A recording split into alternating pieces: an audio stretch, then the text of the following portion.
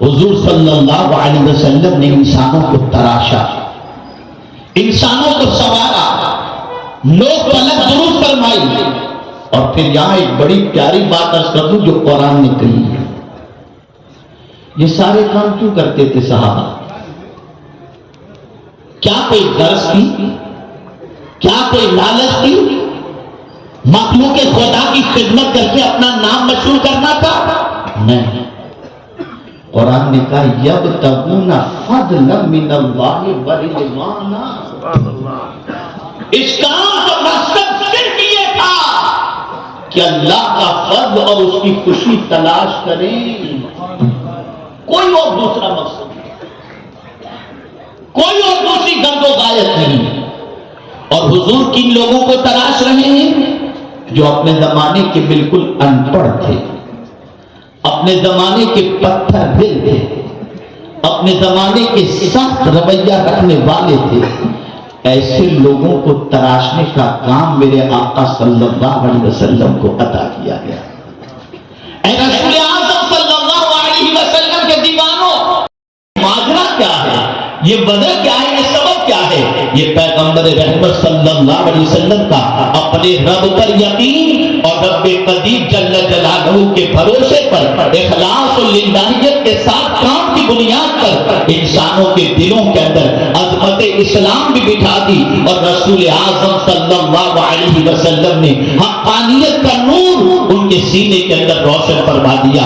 میرے پیارے آقا صلی اللہ علیہ وسلم کے پیارے دیوانوں، اللہ عز و جل کے پیارے حبیب صلی اللہ علیہ وسلم صحابہ کی نوک پلک درست کر رہے ہیں، انسان تراش رہے ہیں، ان کی بہت اچھی تربیت کی جا رہی ہے۔ اور کیسی تربیت؟ آپ ذرا دیکھیں، چھوٹی چھوٹی چیزوں کا خیال، چھوٹی چھوٹی چیزوں کے اندر سرکار اصلاح فرماتے نظر آتے ہیں۔ مثال کے طور پر رسول اعظم صلی اللہ علیہ وسلم کے ایک صحابی نے ایک صحابی سے یہ کہہ دیا، یا ابن الحبشہ۔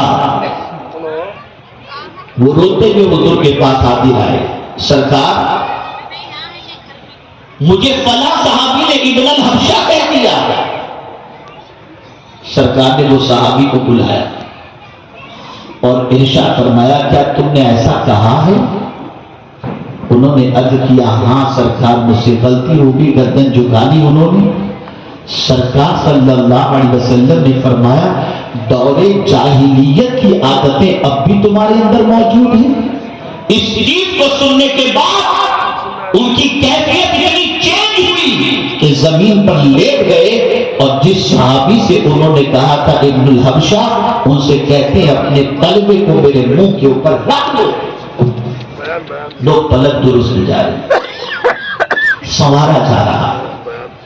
اے رسول اعظم صلی اللہ علیہ وسلم کے دیوانوں، آپ ذرا سوچو، مکے کی زندگی کے اندر ظلم و زیادتی کا طوفان جب حضور صلی اللہ علیہ وسلم کے ماننے والوں پر بپا کیا جاتا ہے تو سب سہتے ہوئے نظر آتے ہیں، برداشت کرتے نظر آتے ہیں۔ اور تربیت کا ایک پہلو داعیان دین بھی سنیں اور اس کو ذہن کے اندر محفوظ رکھیں۔ رسول اعظم صلی اللہ علیہ وسلم نے جب تک مکے کے ارد گرد کے انسانوں کے لیے تربیت دینے والی جماعت تیار نہیں کی، حضور آگے نہیں بڑھے۔ ٹوٹل 50 صحابہ جب تیار ہو گئے، اور ایسے صحابہ، مجھے ایک بڑے مفکر نے بڑی پیاری بات بتائی، انہوں نے کہا کہ دیکھیے، صحابہ کی تربیت کے اندر سرکار صلی اللہ تعالی علیہ وسلم نے جو بہت بڑا نمایاں رول ادا کیا، جانتے ہیں وہ رول کب ادا کیا؟ ایک مرتبہ درود شریف پڑھیں۔ اللہم صلی علی سیدنا و مولانا محمد معدن الجود والکرم وآلہ الکرام وابنہ الکریم وبارک وسلم صلاۃ و سلام علیک یا سیدی یا رسول اللہ صلی اللہ تعالی علیہ وسلم۔ صحابہ کی تربیت میں رسول اعظم صلی اللہ علیہ وسلم کا وہ کون سا کام تھا جس کے بعد صحابہ نکھر کر کے اپنی صلاحیتوں کے ساتھ ابھر کر آئے؟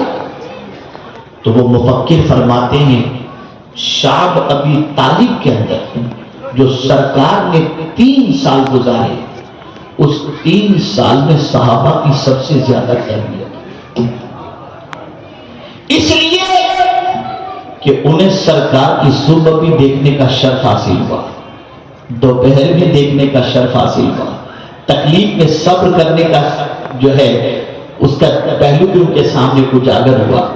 اس طریقے سے